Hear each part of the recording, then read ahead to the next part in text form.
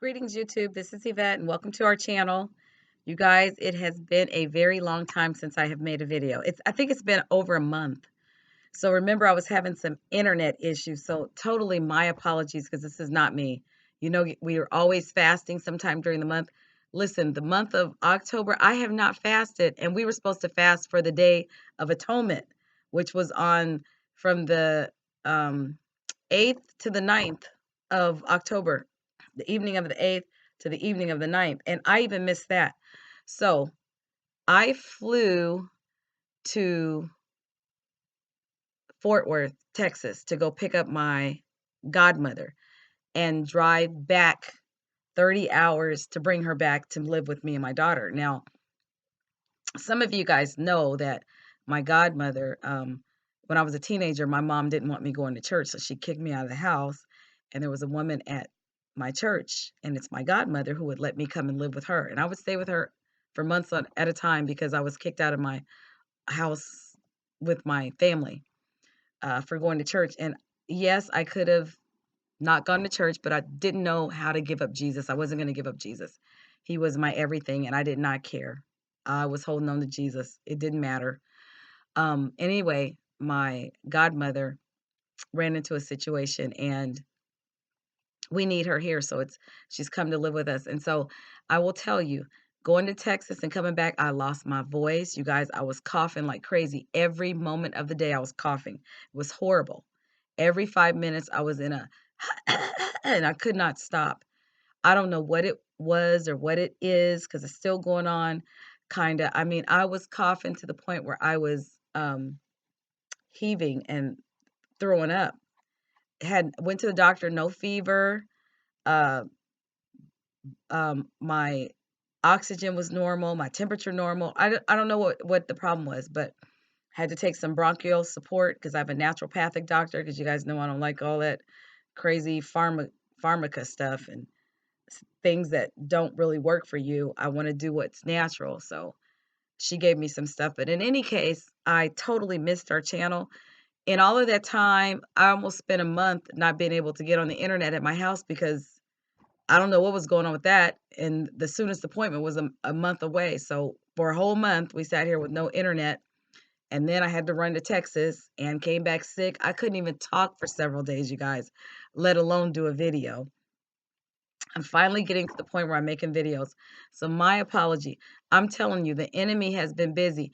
This month was Feast of Trumpets, which represents the rapture. Um, it was Day of Atonement, which represents the Judgment Day, where you come into repentance, and then Feast of Tabernacles, where the Lord spreads a table for us, and we all come and feast, and we're invited to the marriage supper of the Lamb. You know, we celebrate having that feast once we all get to heaven. So we do those symbolic feasts at our church, and the enemy does not like any of this time, none of this time of the year. So there were several people that were under attack from the enemy. I mean, he just goes hog wild at this time because this is the time that says your time is up, buddy. He don't like them trumpets, and on trumpets we blow shofars. You guys, it's beautiful. In any case, I'm going strong. So my apologies. I'm telling you, hang in there and fight. I'm telling you, God is uh got our backs. We're victorious. So this is the channel. And welcome to those of you who have subscribed. And I'm sorry there's no way to say welcome when you subscribe. It just doesn't say that. There's no way to do that. I can see that people subscribe and a lot of people dropped off. And it's okay. It's okay. Trust me. People get fed. But, you know, Lord bless you. You guys, I see miracles coming back from Texas, you guys. We were driving my godmother's car and we had to go 2,000 miles, and most of the drive was 80 miles an hour. You guys, her car could not make it up hills. It was a small car, 6-cylinder, so that's not that tiny. I'm wondering if it was 6 or 4 because I'm telling you, pushing the hills, we were going 30, 40 miles an hour. The car just couldn't make it. It was running such high RPMs. I don't know what the deal was, so I had to back off. You guys, it got to the point where 30, 40 miles an hour. I was like, Lord, we will never get home going like this. And then we already had to stop like every hour and a half, 2 hours, which I'm not used to doing. I'm used to like driving 6 hours and then stop. Um, then as we got into Oregon, we got low tire pressure. You guys, we were on the last leg and she was like, we got to tow the car in 1,500 miles away. No, we were 300 miles away.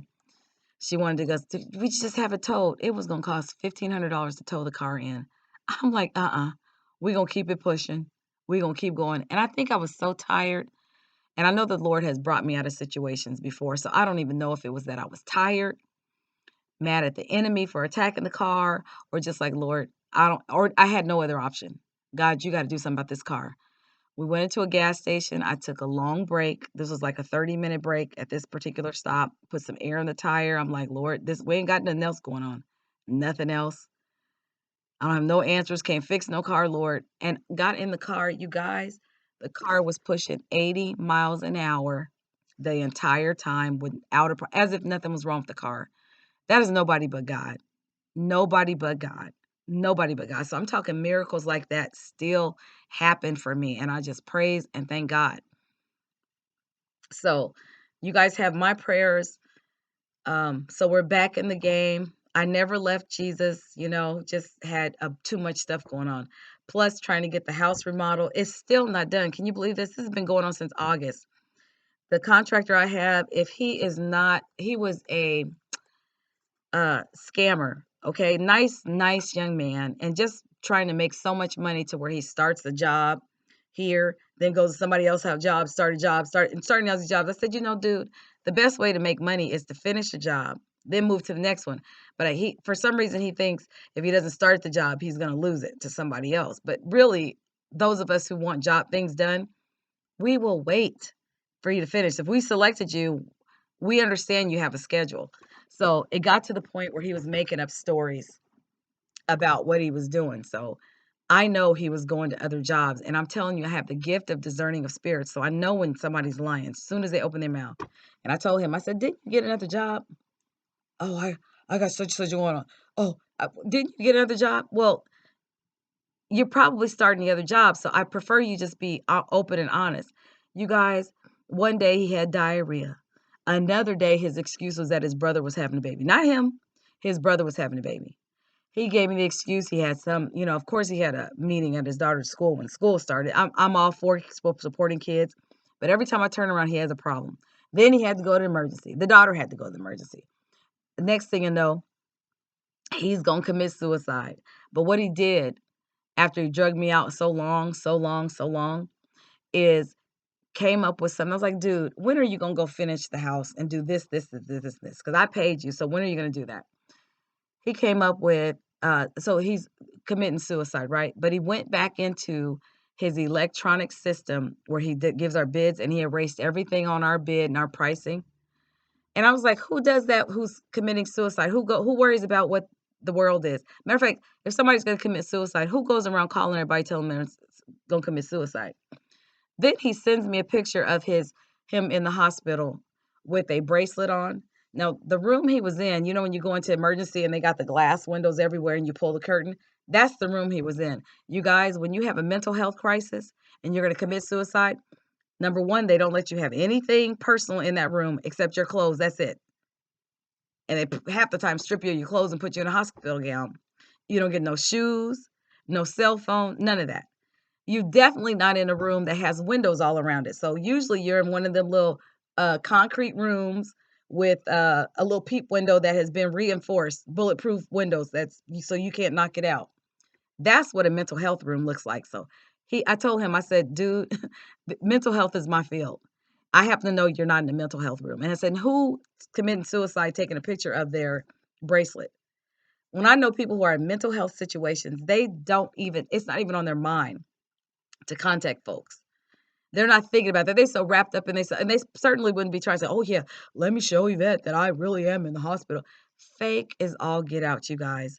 So that's the extent of what he went through. I'm telling you, God doesn't allow people to misuse and abuse me. Now you might do it, and yes, he'll forgive you because he loves you too. But on the flip side of the coin, you're gonna pay for some of the stuff you do. So because the Lord said, vengeance is mine, I will repay. So I just have to continue to bless this young man and speak kindly to him. But when I see him or I'm gonna contact him, like, look, dude, you need to refund some money because I got to pay somebody to come do what you didn't do. So that will be my next conversation. So I've had all kinds of things going on, all kinds of stuff going on with trying to just get the house done, just get it done. So I'm gonna sign off because it is late and I'm still feeding homeless people. You guys, we're still doing that. Um, Lots of interesting things going with that, and praying for people, and living holy and seeking the Lord definitely for some supernatural power because I'm tired of the enemy. I'm tired of the enemy. He is defeated, but he still keeps trying to mess around. You know what I'm saying? So it's time to get Jesus power, release that stuff. So that's where I'm at. And you guys, um, certainly, if I need to get on a fast, but I have not been 100%. I need to be taking herbs and stuff. I haven't been 100% to be able to do it. So anyway, I feel like coughing, so I'm going to sign off, and I will talk to you guys soon. Okay? So blessings to you, and I know all you are doing well. Keep fighting the enemy. We got this. All right? Okay. Take care. Bye bye.